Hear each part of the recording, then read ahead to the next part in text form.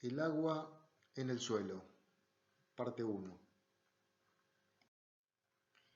El contenido del tema del que vamos a hablar hoy en esta charla está indicado en este listado. Vamos a empezar con conceptos generales de la importancia del agua en el suelo. Después vamos a ir directamente a los suelos cohesivos. Vamos a hablar del concepto de agua capilar y sus implicancias en el comportamiento de los suelos. Después hablaremos de uno de los temas que nos acompañarán hasta el final de nuestras clases de geotecnia, que son las presiones totales, neutras y efectivas que se manifiestan en un suelo. Hasta acá llegaremos con esta presentación. Luego, en presentaciones siguientes, seguiremos con la ley de Darcy y la permeabilidad de los suelos, que ustedes conocen, pero con un enfoque ahora geotécnico. El escurrimiento en los medios porosos, representado a través de las redes de escurrimiento, en las cuales tendremos que ser capaces, cuando terminemos de ver ese tema, de estimar caudales, presiones de agua y gradientes en cualquier lugar de una masa de suelo en la que haya un escurrimiento de agua. Y finalmente un tema muy práctico que son las leyes de filtro de gran importancia conceptual y en definitiva se traduce en una gran importancia constructiva de cualquier obra de ingeniería en la que haya suelos y haya agua presente.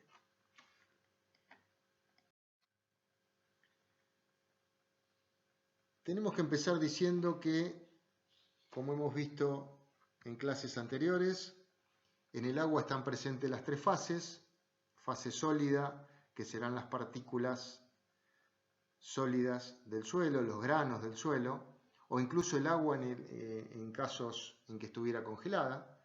Esa es la fase sólida del suelo. Y después tenemos los vacíos, como el espacio entre las partículas sólidas, que podrá tener agua en estado líquido o podrá tener gases, aire habitualmente. De esa manera tendremos las tres fases del suelo. Entonces, hoy estamos hablando del agua en el suelo. Tenemos que ver esa fase líquida, en qué partes del suelo, en qué partes de la estructura del suelo está presente. Eso lo veremos en un rato. Previamente veremos conceptualmente la presencia del agua en el suelo, qué implicancias tiene en el comportamiento del mismo. Como primera medida, la presencia de agua genera una modificación del peso, ¿no? Una modificación del peso del suelo. Las partículas del suelo tenían un determinado peso sin agua. Con la presencia del agua empiezan a actuar sobre ellas un peso sumergido, ¿no? La ley de Arquímedes aplicada a cada partícula del suelo.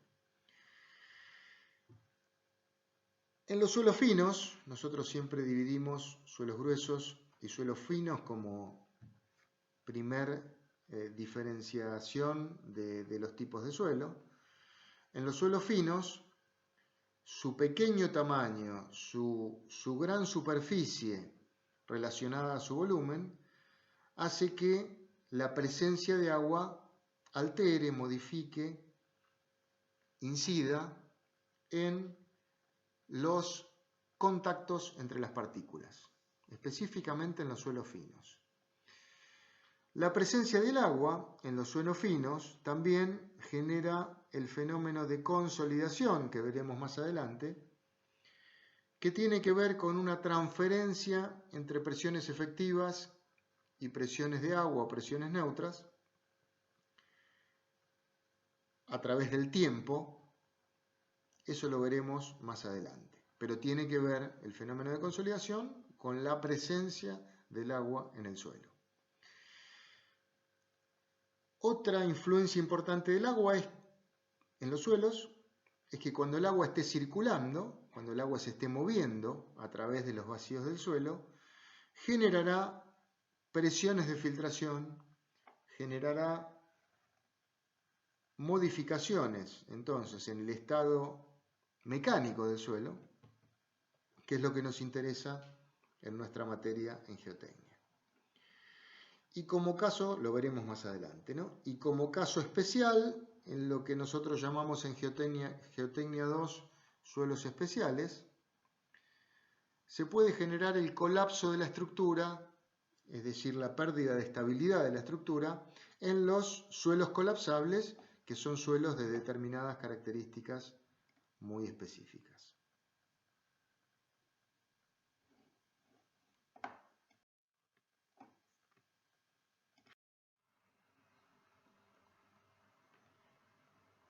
Si nosotros consideramos un perfil estratigráfico, donde tenemos las partículas de suelo como estas circunferencias blancas, y entre ellas los vacíos, ahí tenemos las fases del suelo, y generamos una perforación, es decir, un pozo de observación. Acá tenemos este es mi pozo de observación. Vamos a detectar dentro de ese pozo de observación, o freatímetro, un nivel de agua libre. Después de un tiempo tenemos este nivel de agua libre, llamado nivel freático. Es el nivel de agua libre dentro de la perforación. Por debajo del nivel freático, por debajo de este nivel, en la zona 10, todos los poros, como estamos viendo en el gráfico, en el dibujo, todos los poros, todos los vacíos están saturados con agua. Es decir, no hay aire. Esa es la zona de agua libre, zona 10. Si miramos el pozo, por encima del nivel freático tenemos aire, no hay agua. Pero en el suelo, por encima del nivel freático, sí hay agua. Hay agua presente que condiciona el comportamiento del suelo. Inmediatamente por encima del nivel freático tenemos una zona 9 llamada de capilaridad cerrada. En esa zona 9 también todos los vacíos están llenos de agua. Ahora, el agua dentro de esos vacíos no está sometida a la acción de la gravedad. Está sometida a una acción capilar, que veremos más adelante. Esa acción capilar depende de las dimensiones de los vacíos. Entonces, por encima, en la zona 8, por encima de la zona de capilaridad cerrada, zona 9, tendremos parte de los vacíos con agua y parte de los vacíos con aire.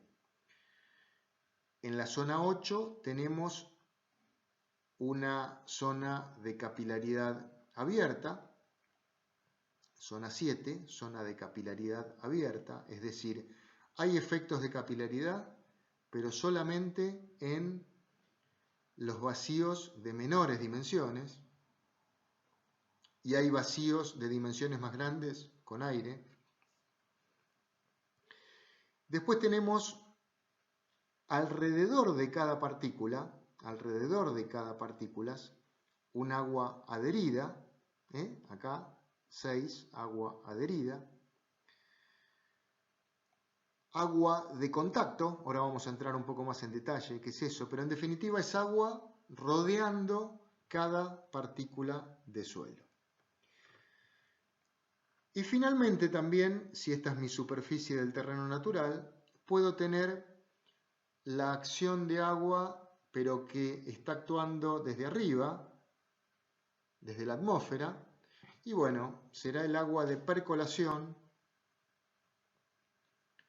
que está actuando en la parte superior. Y finalmente también, dentro de los gases que están en los vacíos, podemos tener vapor de agua, agua en forma de vapor. Entonces, Si yo hago una perforación, detecto un nivel freático dentro de la perforación que acompaña al nivel de agua freática dentro del suelo. De ahí para abajo, agua en condiciones libres. Sobre las partículas de agua está actuando la gravedad. Por encima del nivel freático, en el pozo no veo agua, pero en el suelo tenemos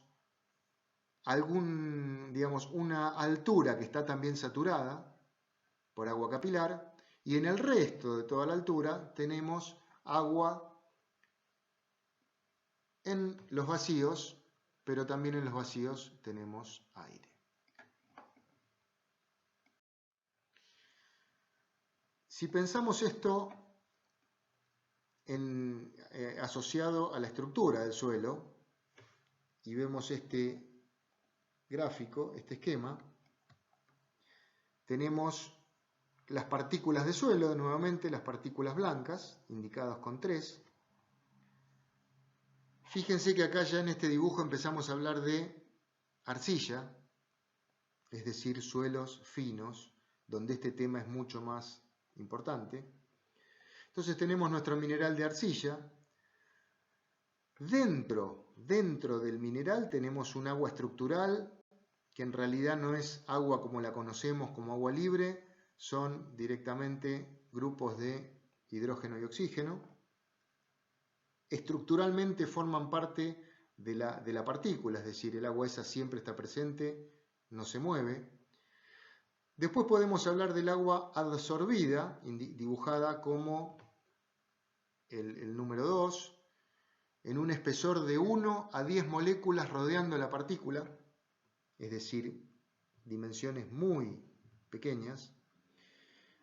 Después tenemos el agua de solvatación, ahí ya es la zona 4 del esquema, que también rodea las partículas. Estamos hablando de un espesor de no más de 200 moléculas, también muy reducido. Hasta acá, 1, 2 y 3 es agua asociada a las partículas arcillosas sólidas que no se mueven frente a cambio de condiciones externas. El resto del agua, que es la indicada en este dibujo como 5, es el agua con propiedades de agua líquida normal, que ocupa los poros y que es capaz de moverse, de estar o no estar, debido a los cambios de las condiciones del agua exterior.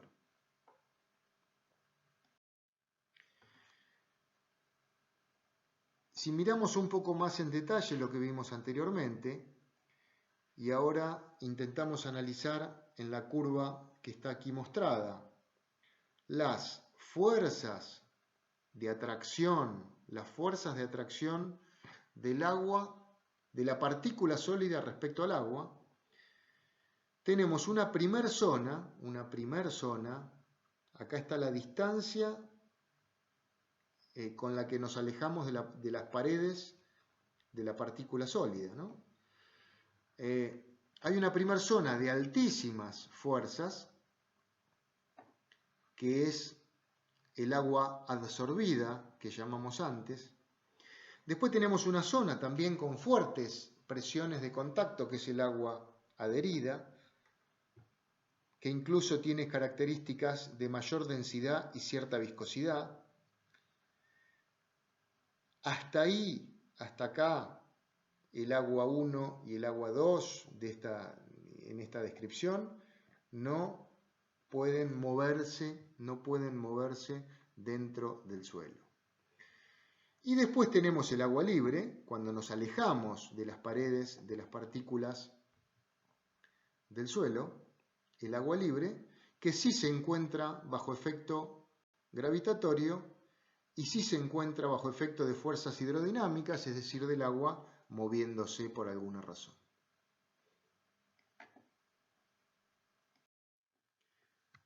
Lo que dijimos anteriormente tiene que ver entonces con que hay agua en los suelos que no tiene capacidad de moverse frente a acciones externas.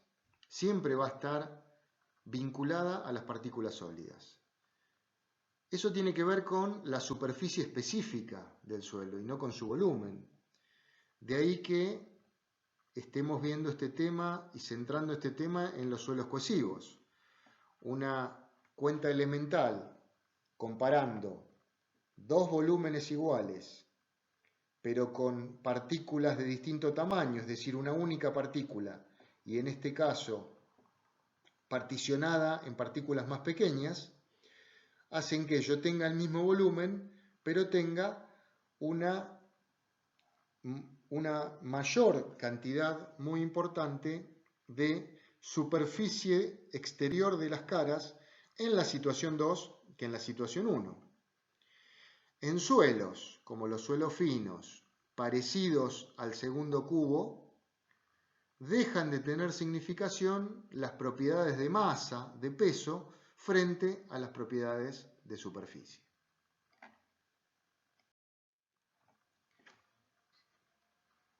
Entonces, nuevamente, si yo me concentro en esta curva y miro distancia a la que me alejo de la partícula sólida de arcilla, acá tengo mi partícula sólida de arcilla, una primer zona muy cercana tiene presencia de agua en forma de dipolos, ¿no? El agua tiene carga neutra, pero tiene una orientación de cargas en forma de dipolo, de un lado carga positiva, del otro lado carga negativa. Entonces tengo lo que se llama doble capa difusa, en donde tengo el agua orientada perfectamente con sus dipolos. Y por afuera de eso tengo el agua dispersa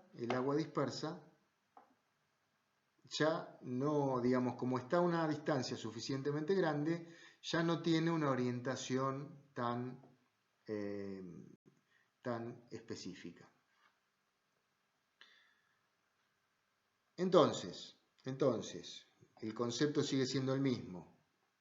Los suelos finos tienen gran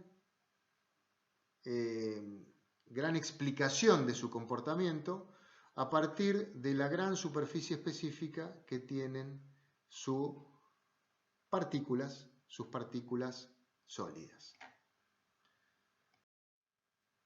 Si hacemos un análisis de lo que nos muestra un microscopio electrónico de minerales, de distintos minerales arcillosos, vemos, acá tenemos unos minerales arcillosos típicos, la kaolinita, la hilita y la clorita.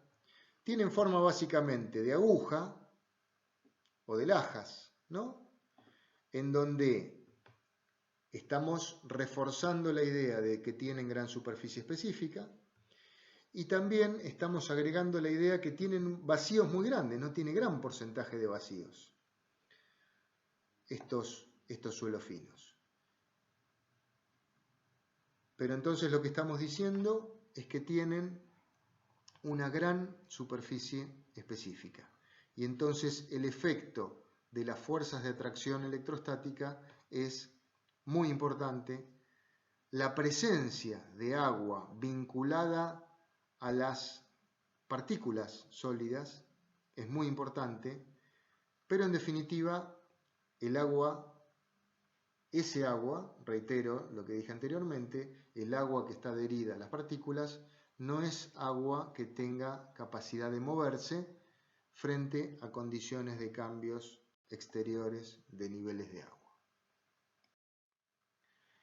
Si recordamos las estructuras de los suelos finos, tenemos la estructura elemental, que es el silicato, átomos de oxígeno y silicio formando un silicato, la estructura más elemental de los suelos, en el caso A. Y tenemos otras estructuras, acá a modo de ejemplo está la gipsita en el caso B, en donde aparece aluminio, la brucita en el caso C, donde aparece el magnesio, eso como estructuras elementales, y después tendremos vinculaciones de esas estructuras elementales en reticulado de 2 capas o reticulado de 3 capas. Esto ya lo hemos visto cuando vimos la estructura de los suelos finos. Ahora, ¿qué influencia tiene esto en lo que estamos viendo hoy, en el agua, en los suelos y específicamente en los suelos finos? Bueno, si vemos la tabla siguiente, con minerales arcillosos más comunes, caolinita, aloisita, ilita, montmorillonita, vermiculita, distintos minerales arcillosos con los que nos vamos a encontrar en nuestras obras de ingeniería. La estructura de cada uno de ellos, como vinculación, como relación de las estructuras elementales que vimos antes. Los tamaños de partículas, estamos viendo que ninguna de ellas supera el micrón. Partículas menores a un micrón. Y esta columna es la importante que quiero remarcar. Acá tenemos la superficie específica de los distintos minerales arcillosos expresada en metros cuadrados de superficie por cada gramo del mineral. Fíjense que tenemos valores de 10, 40, 50, 200 metros cuadrados por cada gramo del mineral. Esto nos da una idea numérica de lo que hemos visto hasta ahora, ¿no? La enorme superficie específica asociada a los suelos finos.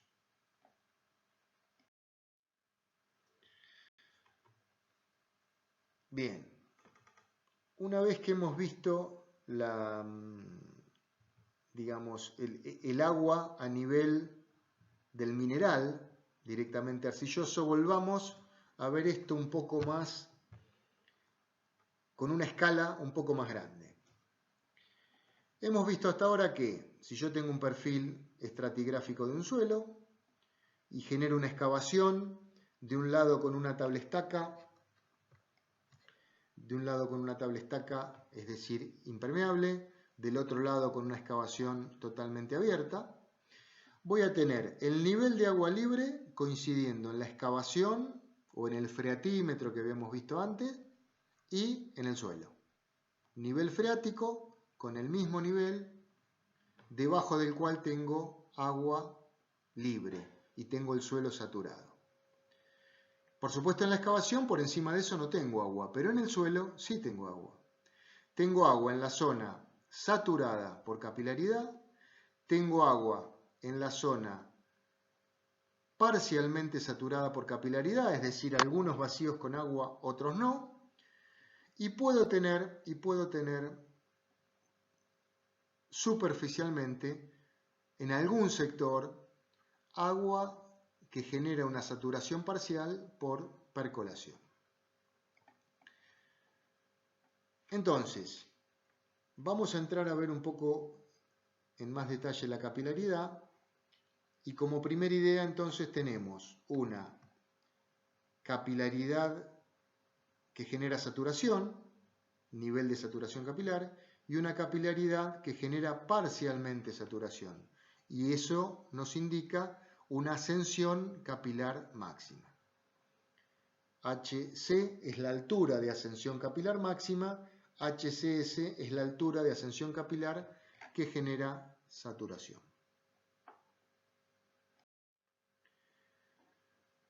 Recordemos que la capilaridad tiene que ver con las energías superficiales desbalanceadas entre distintos materiales en distinta fase. Tengo aire, tengo agua y tengo un sólido, que son las fases que tengo en el suelo. Si acá lo pensamos como un tubo de vidrio de diámetro D, ¿cómo se manifiesta la capilaridad en este caso? Bueno, con un menisco, es decir, una deformación de la superficie, este menisco, y con un cambio de altura, del agua presente en el menisco. aparece la tensión superficial, es decir, una fuerza que tiene que ver con esas energías superficiales desbalanceadas entre distintos materiales y con distintas fases.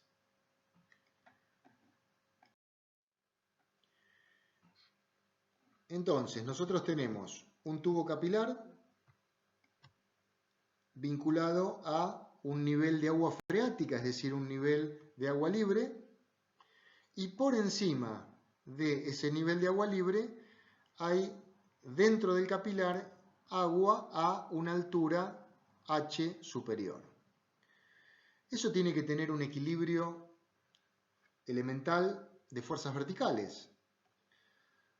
El agua ha sido forzada a elevarse dentro del capilar. Entonces, la fuerza vertical hacia arriba, T por coseno de alfa, tensión superficial proyectada verticalmente, por el perímetro, pi por diámetro, en el que actúa esa tensión superficial, eso da la fuerza vertical hacia arriba. Tiene que ser igual a la fuerza vertical hacia abajo, dada por la presión de agua, que tiene que ver con la altura de agua.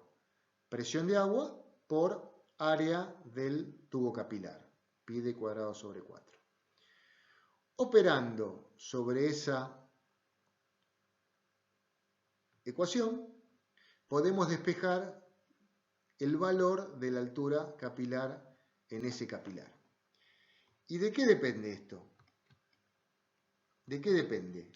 Depende la altura de ascensión capilar, depende, por supuesto, del valor de la tensión superficial, que es la que ha generado la ascensión, del coseno de alfa, es decir, de la orientación que tenga esa fuerza, del gamma del agua, es decir, el peso específico del fluido que estemos considerando, y del diámetro del tubo capilar.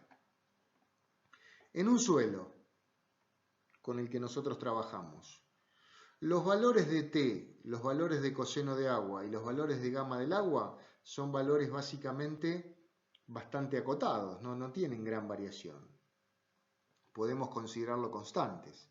Pero lo que sí puede cambiar en un suelo, de un suelo a otro, fuertemente, es el diámetro. Es decir, el diámetro del capilar de este esquema simplificado, para nosotros va a ser el diámetro equivalente de los vacíos de mi suelo, ¿no? El diámetro de los vacíos de mi suelo.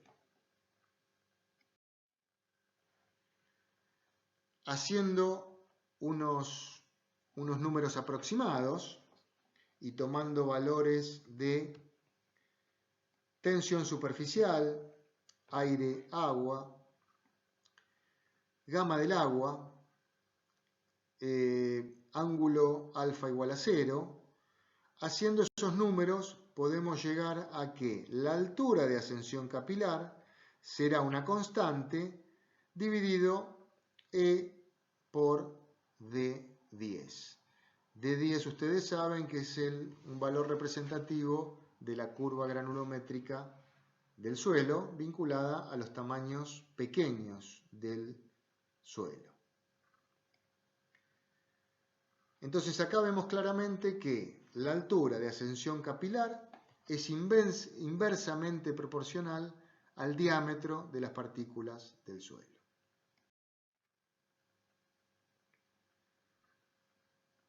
En esta curva graficamos simplemente la ascensión capilar en milímetros vinculada al tamaño efectivo de 10 del suelo. Esto ya tiene una aplicación totalmente concreta para los suelos con los que trabajamos. Distintos suelos con distintos tamaños pueden presentar estas alturas de ascensión capilar. Ordenando los suelos de menor a mayor, de arcillas a gravas, vemos que las alturas esperables de ascensión capilar son importantes en las arcillas y los limos, algo en las arenas y prácticamente despreciable en las gravas. ¿De qué valores estamos hablando? Acá tenemos 1000 milímetros, es decir, 1 metro.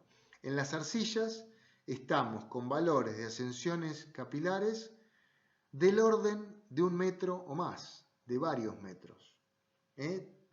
Tiene una importancia concreta, fundamental, la capacidad de que el agua ascienda por capilaridad en los suelos. Entonces, la presencia de agua que genera una saturación por capilaridad genera que en un suelo yo tenga dos niveles de agua muy distintos.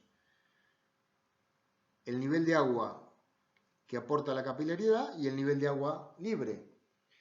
Eso genera en los suelos finos un incremento de la resistencia, como vamos a ver ahora. Si nosotros pensamos lo que dijimos anteriormente en términos de presiones, dentro de los vacíos del suelo tengo el agua por capilaridad a distinto nivel que el agua libre. El agua libre genera presiones desde su superficie hacia abajo, presiones positivas. El agua libre, actuando en los vacíos, genera presiones hidrostáticas en todas direcciones que intentan de alguna manera alejar a los granos, separar a los granos. Por lo tanto, el agua presente en los vacíos por capilaridad, contraria a la presión freática, genera una succión, de alguna manera, que podemos pensarla como presión con signo contrario, con acción contraria a la hidrostática, por encima del nivel freático. Y así como la presión freática intenta separar los granos del suelo, la succión o la presión generada por la capilaridad intenta de alguna manera juntar a los granos. En términos reales, eso es un aumento de la resistencia del suelo.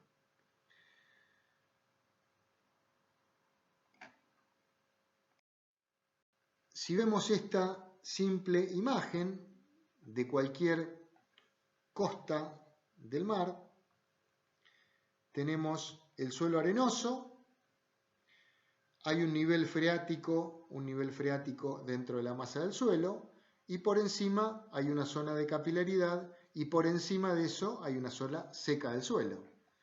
Bueno, ¿qué influencia tiene esto sobre la resistencia que demuestra el suelo? Todos hemos estado en las playas. En la zona saturada del suelo, debajo del nivel freático, tengo una baja capacidad de carga. Me hundo cuando estoy caminando en la zona mojada, cercana al nivel del mar. En la zona alejada, bastante alejada del mar, en la zona seca de la arena, también tengo baja capacidad de carga. Pero hay una zona intermedia en la que actúa la capilaridad, en la que tengo una buena capacidad de carga. Representado en esta foto tan moderna de la derecha, la pista de carrera en sí misma tiene buena capacidad de carga, los autos no se hunden ahí, y es la zona en donde está actuando la capilaridad. Otra forma de ver lo mismo tiene que ver con los taludes que uno se encuentra en cualquier obra, en cualquier situación, los taludes de suelos granulares, es decir, miren lo que es esta foto, suelo granular. No hemos visto resistencia al corte todavía, pero los suelos granulares uno los piensa como que no tienen cohesión, tienen solo fricción. Si tuvieran solo fricción, no admitirían un talud vertical.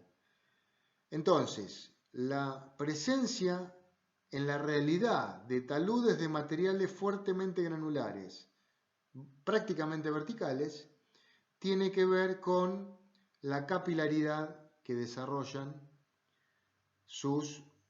el contenido de finos que tienen estos suelos granulares.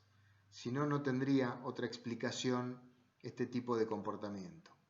Salvo alguna cementación, es decir, algún tema químico entre partículas, pero en ese caso dejarían de ser suelos puramente friccionales.